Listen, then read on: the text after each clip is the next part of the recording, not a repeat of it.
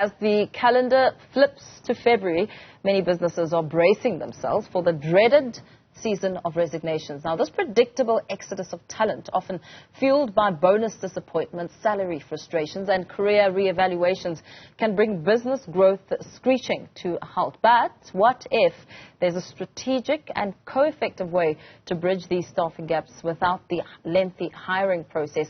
Gary Silbermann, the Innovative Director at 1 Degree, joins us to discuss how independent contractors can become the unexpected heroes of the upcoming business quarter. Very good afternoon to you. Thank you so much for your time. Of course, the season of resignations. Why season of resignations? Why does it, as it happens and its hidden impact on your bottom line, how imperative is it to really just, understand what this season is about? Afternoon, and Paul, thank you very much for inviting me on your show. So, as people and people that are working, we go through predictable rhythmic cycles in our behaviors at work. And, coming on to the end of a calendar year, a lot of people start to reevaluate their lives, their happiness, their contentment with work. And a number of those people have it in their mind that come the beginning of the year, they're going to look for new career opportunities and to change companies. They then go into the holiday and everything seems fine. They're relaxed and they say to themselves, it's not so bad. They're going back to their employer. They arrive there at the beginning of the year in January. And what happens then is over the first few weeks, events happen which then support their initial desire to start looking for something else. So as you mentioned, it could be that they got, a less than expected bonus payout. They might be looking at a lower than expected salary increase.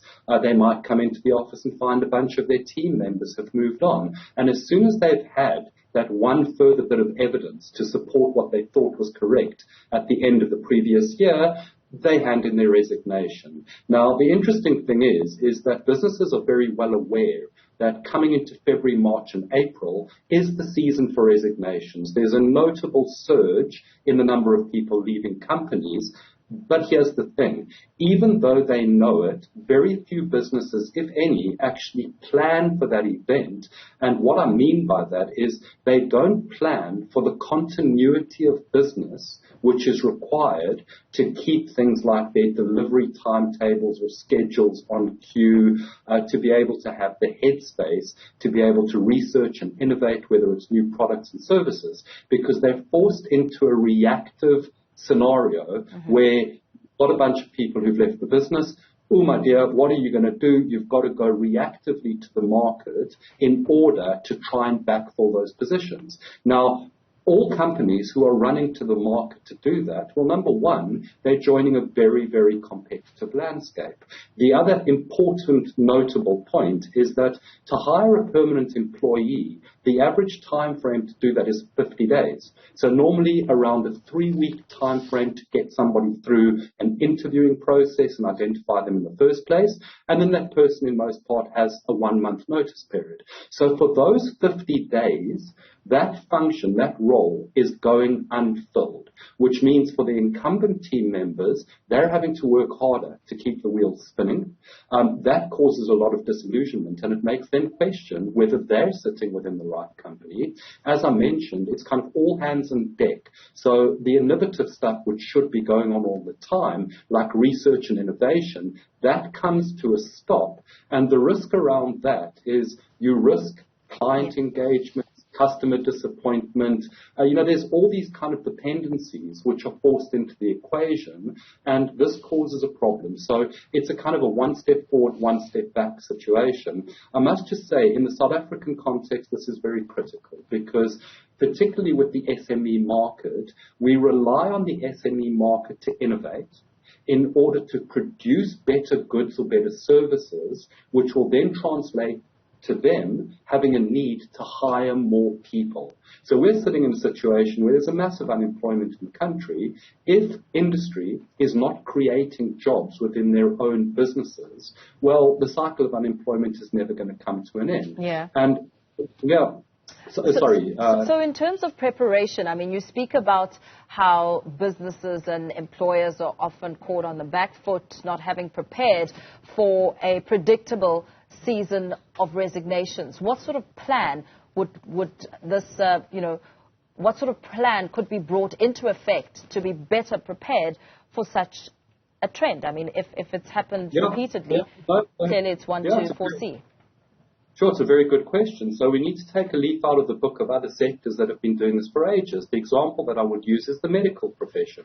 So, if you're running a surgery, a hospital, a GP practice, any kind of, medical service, if one of your doctors or your staff are unable to come to work for various reasons, well, the hospital or the surgery would immediately get a locum to cover the work that needs to be done, because you can't leave patients hanging and you can't have hospitals understaffed. Same thing in the education system. If a teacher takes a leave of absence, if they're ill, if they can't come to work, the school will get a supply or a substitute teacher because the classes need to run. So in the industries that we're talking about, specifically the technology system, there is a market, there's a band-aid which can tide the company over during the period and the complexity of hiring a permanent employee. And that market is the independent contracting market. So companies who are smart about this, and this is the planning that should happen, they should anticipate the surge in resignations, and they should immediately engage with an independent contractor market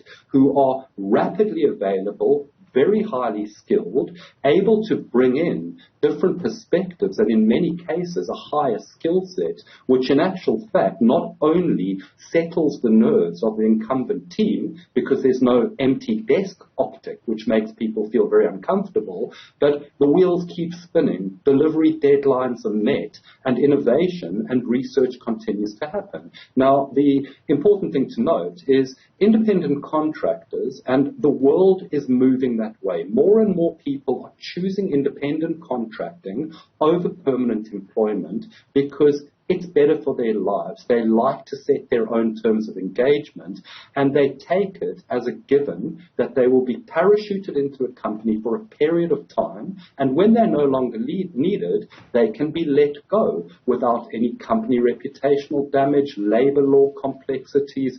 That's the name of the game for the contractor. For the business, it means they carry on business as usual. In actual fact, very often they get a higher level of skill set coming in, and that's a good thing. Momentum, forward momentum is critical. We all know this. If companies aren't moving forward constantly, well, actually, they're moving backward. So it's important to keep the momentum going, simply because, and lots of businesses will turn around and say, oh, no, we can't do that because independent contractors are too expensive. True, independent contractors earn on average 40% higher than their permanent equivalent. However, what's important here is to factor in what is the cost to the business of having that role unfilled.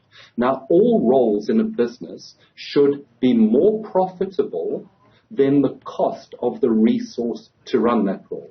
If it's not, then by nature the role is redundant anyway, so why hire in the first place? But there's no scenario where the rate of an independent contractor would supersede the profit that is generated from that role. What about an instance where, you make mention of the medical industry, the media industry operates quite a lot on freelancers, independent contracts, and does that in itself not, save the company money, because it's not always a win-win situation. I would disagree with that, because on the one end you get a freelance job, but you don't have a medical aid, you don't have any savings going to your retirement. That in itself also creates a bit of a challenge for the independent contract, the employee, as opposed to a win-win situation. Well, it's a very good observation, that, and it's a very pivotal question. So in answer to the first statement, sure, your media organization, are they better off having someone actually running the show, even if it's a freelancer, or having dead air because they can't find the right permanent employee? Well, we know the answer to that. In terms of the financial benefits that permanent employees get, sure, there are benefits like, provident funds and pensions and medical aids and all these kind of things.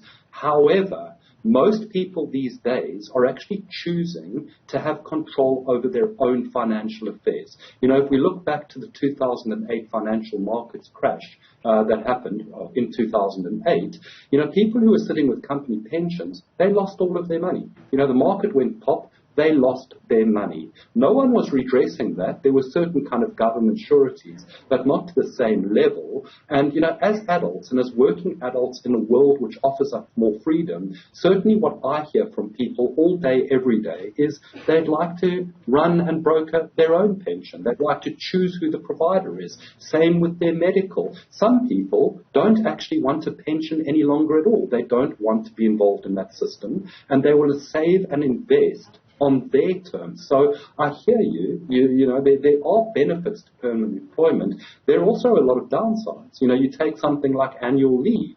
There are still companies in South Africa who offer 15 days annual leave. If you think about that, that's not enough time for people to recuperate, to get that R&R that they need.